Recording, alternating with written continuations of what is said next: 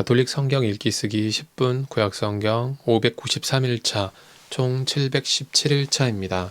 성부와 성자와 성령의 이름으로 아멘. 말씀은 바로 네 곁에 있고 네 입에 있고 네 마음에 있다. 주님 성령의 빛으로 저희 눈을 여시어 주님의 길을 보게 하시고 저희 귀를 여시어 생명의 말씀을 듣게 하소서. 아멘.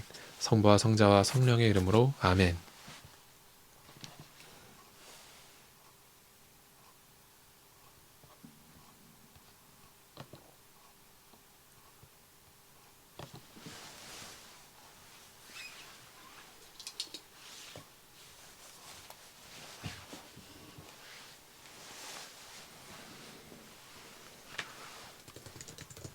술기운이 퍼지자 벨사차르는 자기 아버지 네부카드네자르가 예루살렘 성전에서 가져온 금은 기물들을 내오라고 분부하였다.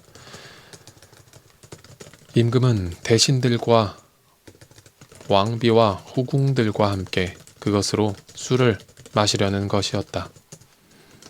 예루살렘에 있던 성전 곧 하느님의 집에서 가져온 금 기물들을 내오자 임금은 대신들과 왕비와 후궁들과 함께 그것으로 술을 마셨다. 그렇게 술을 마시면서 금과 은, 청동과 쇠, 나무와 돌로 된 신들을 찬양하였다. 그런데 갑자기 사람 손가락이 나타나더니 촛대 앞 왕궁 석고벽에 글을 쓰기 시작하였다. 임금은 글자를 쓰는 손을 보고 있었다. 그러다가 임금은 얼굴빛이 달라졌다. 떠오르는 생각들이 그를 놀라게 한 것이다. 허리의 뼈 마디들이 풀리고 무릎이 서로 부딪혔다. 임금은 큰 소리로 주술사들과 점성가들과 점술사들을 데려오라고 외쳤다. 임금은 또 바벨론의 현인들에게 말하였다. 누구든지 저 글자를 읽고 그 뜻을 밝혀주는 사람은 자주색 옷을 입히고 금 목걸이를 목에 걸어주고 이 나라에서 셋째가는 통치자로 삼겠다. 그리하여 임금의 현인들이 모두 들어왔지만 그 글자를 읽지도 못하고 임금에게 그 뜻을 설명하지도 못하였다. 벨사차르 임금은 크게 놀라며 얼굴빛이 달라지고 대신들은 혼란에 빠졌다. 그때에 왕후가 임금과 대신들이 하는 말을 전해 듣고 연회장으로 가서 말하였다. 임금님, 만수무강 하시기를 빕니다. 임금님께서는 이런저런 생각으로 놀라시거나 얼굴빛이 달라지실 까닭이 없습니다. 임금님의 나라에는 거룩하신 신들의 영을 지닌 사람이 하나 있습니다. 임금님의 아버지 시대에 그는 형안과 통찰력과 신들의 지혜 같은 지혜를 지닌 사람으로 드러났습니다. 그리하여 임금님의 아버지 네부카드네자르 임금님께서는 그 사람을 요술사들과 주술사들과 점성가들과 점술사들의 우두머리로 세우셨습니다. 임금님의 아버지께서 그렇게 하셨습니다.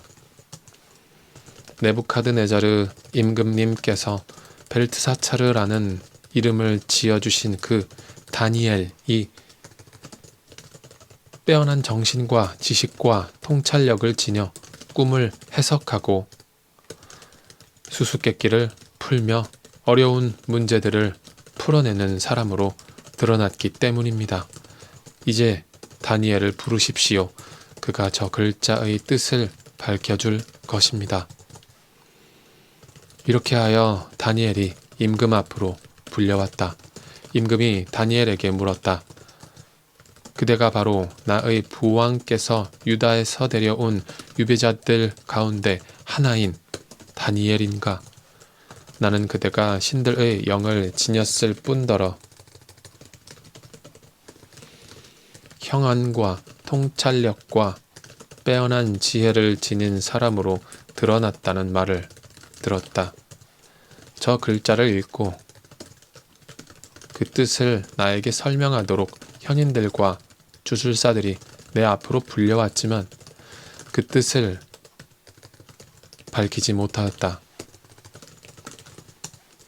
또 나는 그대가 뜻풀이를 잘하고 어려운 문제들을 풀어낼 수 있다는 말을 들었다. 이제 그대가 저 글자를 읽고 그 뜻을 나에게 설명해 줄 수 있다면 그대에게 자주색 옷을 입히고 금 목걸이를 목에 걸어주고 이 나라에서 셋째 가는 통치자로 삼겠다.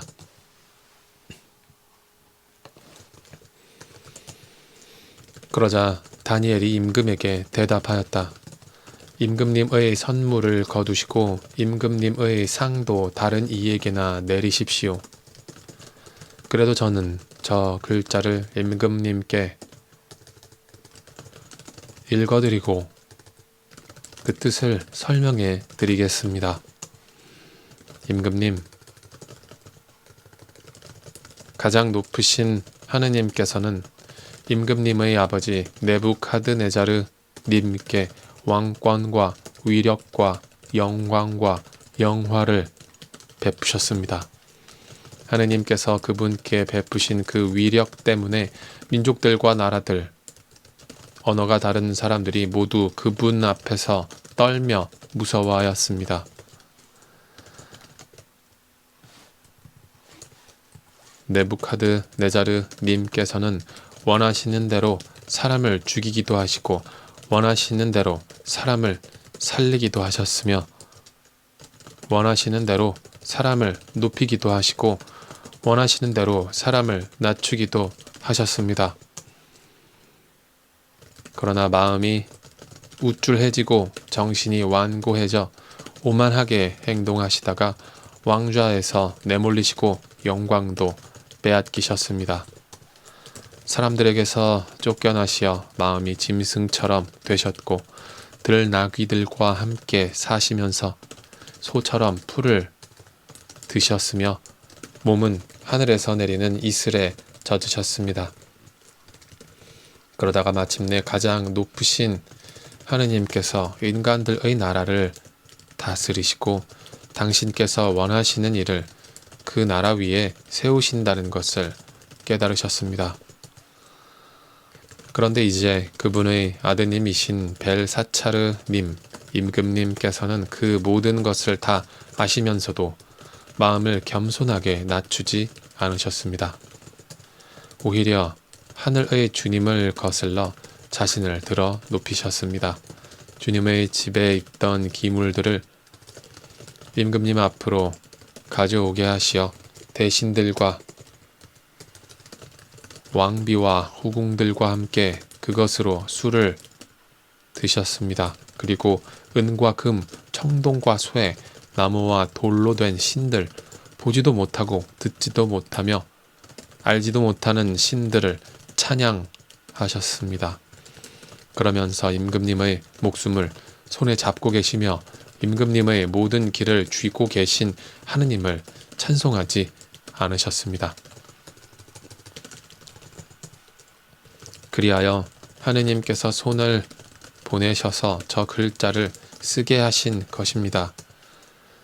그렇게 쓰인 글자는 문에 트켈 그리고 파르신입니다. 그 뜻은 이렇습니다. 문에는 하느님께서 임금님 나라의 날수를 헤아리시어 이 나라를 끝내셨다는 뜻입니다. 트켈은 임금님을 저울에 달아보니 무게가 모자랐다는 뜻입니다. 프레스는 임금님의 나라가 둘로 갈라져서 메디아인들과 페르시아인들에게 주어졌다는 뜻입니다. 그러자 벨사차르는 분부를 내려 다니엘에게 자주색 옷을 입히고 금 목걸이를 목에 걸어주고 그가 나라에서 셋째가는 통치자가 된다고 선포하게 하였다. 바로 그날 밤에 칼데아 임금 벨사차르가 살해되었다. 그리고 메디아 사람 다리우스가 그 나라를 이어받았다. 그의 나이 62살이었다.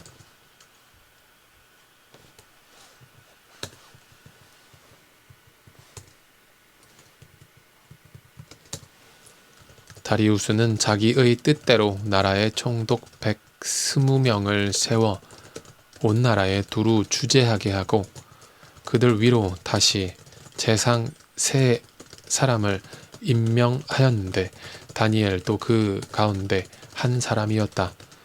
임금에게 손실을 끼치는 일이 없도록 총독들은 이 재상들에게 업무를 보고하게 되어 있었다. 다니엘은 빼어난 정신을 지녀 다른 재상들이나 총독들보다 뛰어났다. 그래서 임금은 다니엘을 온 나라 위에 세우려고 생각하였다.